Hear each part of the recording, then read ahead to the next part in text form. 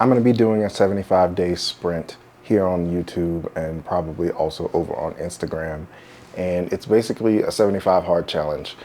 I saw a video by Frankie. I'll tag her in the description below, who basically challenged anyone who watched the video to a 75 hard, and it's basically 75 videos in a row. I am going to change up the stipulations for my version of this challenge.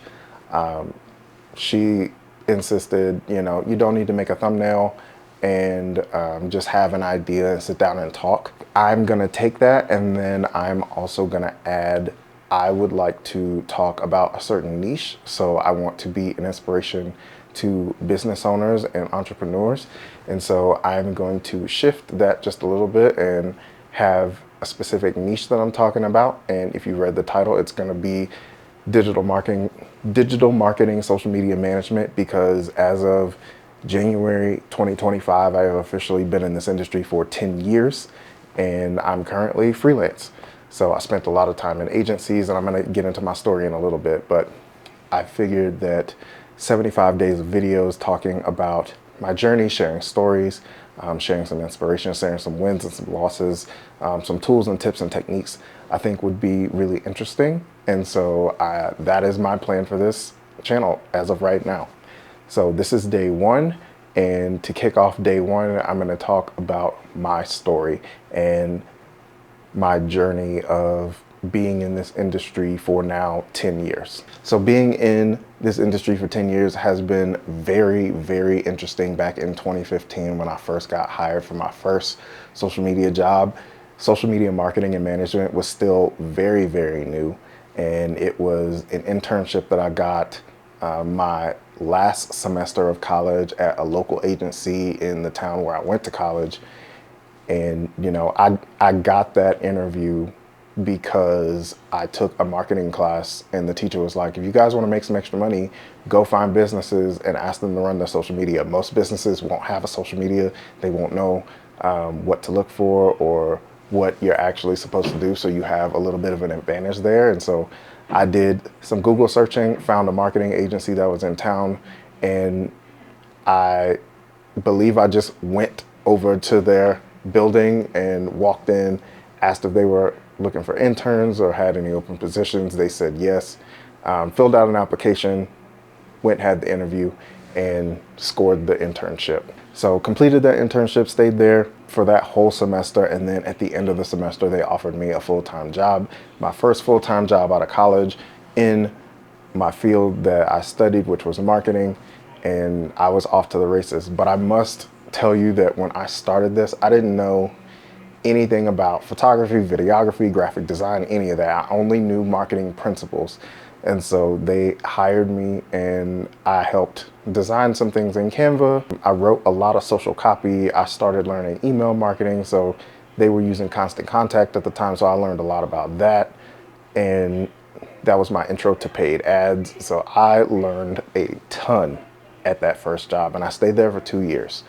After that, I transitioned to a different agency closer back to where my parents lived. And at that agency, I mainly did paid.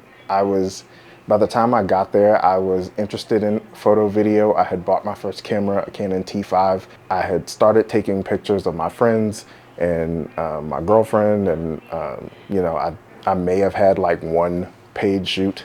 I did a couple shoots at the previous agency for clients. I have a really funny story that I'm going to share in a different video about white balance and color. But by the time I got to the second agency, I had some paid ads experience and some video experience, and I was learning Photoshop. So I had very, very basic skills. And so they took a chance on me. I learned a ton on that job as well about paid ads and funnels and how to write copy for ads and how to set things up. Wonderful learning experiences. I have other funny stories, wins and losses from that agency. But from there, I really grew my video and Photoshop skills. I was creating ads and graphics and flyers and all kinds of stuff, and social videos. It was a really fun time.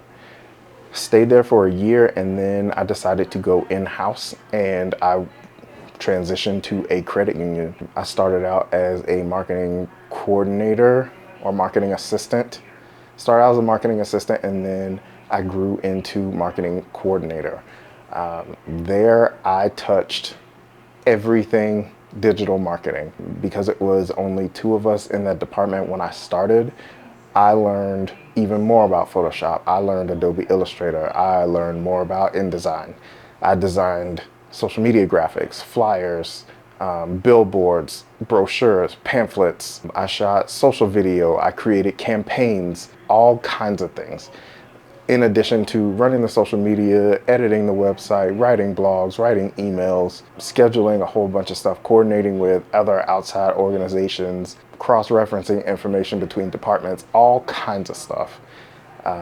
That was probably one of the most interesting jobs I've ever had, because every day was literally something different. It was never the same. Even though we had structure in like deliverables that we had to produce every month, the day-to-day was wild, and I had a ton of fun. I learned a lot. That's where I really honed my photo, video, and Illustrator skills. Photoshop kept developing.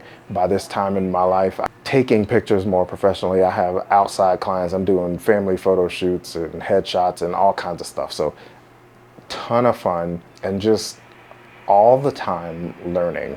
So I was learning about finance. I was learning about the credit union industry. I was learning about marketing and how to market to people who don't think they need what you have, but you know they need what you have.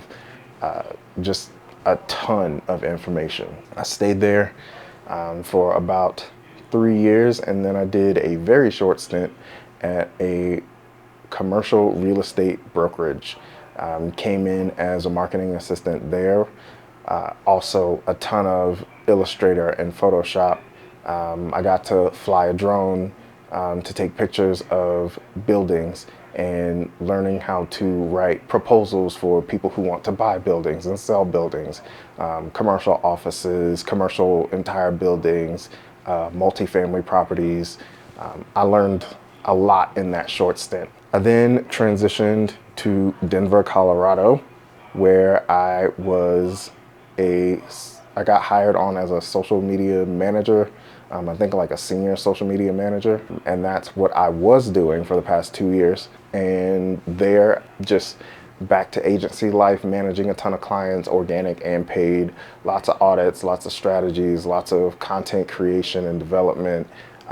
It was there where I actually learned a little more about account management. So actually speaking to clients, helping create proposals, pitch to clients, proposal documents, public speaking. That's where I started to get my foot in the door of leading a team. So I actually led a small team for a minute, and just like managing other people and expectations and future looking, but also still having my foot in the door of like fulfillment, all kinds of crazy stuff.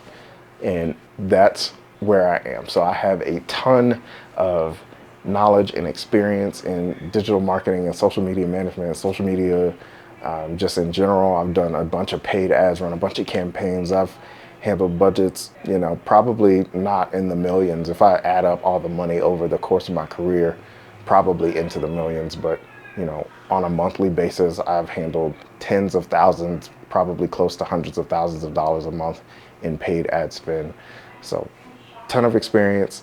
A lot of wins, a lot of losses, a lot of lessons that I'll be getting into in the coming videos. But I just wanted to give everyone a brief overview of, my journey. 10 years is a long time to be in one field, but digital marketing is so broad and wide open, and there are so many different aspects of it. I was talking with a colleague a couple months ago, and they considered themselves like a generalist, and even though when I met them I was kind of a specialist, I also consider myself a bit of a generalist because I've touched so many pieces of it, and I've had wins and losses in so many pieces of it, and I think it's interesting. So I didn't want to just start this challenge and like not have ideas or not have a plan or anything, because I think then you're set up to fail and you don't know what you're going to make a video about for the day. So I actually have 75 ideas listed out with the help of ChatGPT, And each day I'm gonna just go through the list and just make this video. Very simple editing, no on-screen graphics. The only thing I'm probably put on screen is captions.